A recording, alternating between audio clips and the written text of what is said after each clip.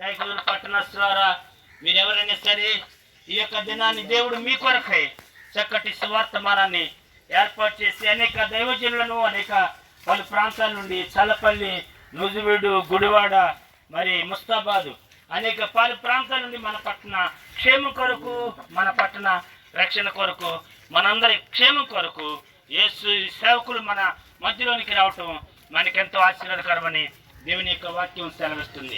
సామెతల గ్రంథంలో దేవుని మాటలు చక్కటివాడు, అతడు నన్ను ప్రేమించుతున్నాడు గనక నేను అతన్ని ప్రేమించదును అని చక్కటి మాట. అతడు నా నామం ఎరిగిన వాడు గనక నేను అతన్ని తప్పించదను. బాధల్లో ఉన్నావా? తప్పించడానికి సిద్ధంగా ఉన్నారు. శాంతి లేదా? శాంతిని ఇవ్వడానికి సిద్ధంగా ఉన్నారు. సమాధానం లేక బాధపడుతున్నావా? ఆయన దగ్గరికి వస్తే నీకు సమాధానం ఇవ్వడానికి సిద్ధంగా ఉన్నాడు. ఆకలితో ఉన్నావా?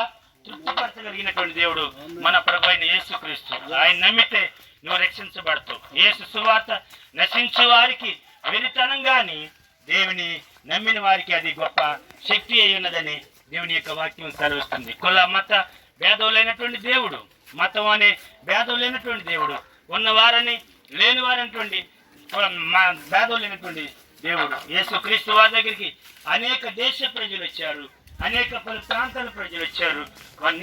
వారి కన్నీరు తొడబడింది, వారి ఆకలి తీర్చబడ్డది, వారి యొక్క శ్రమల నుండి విడిపించబడ్డారు.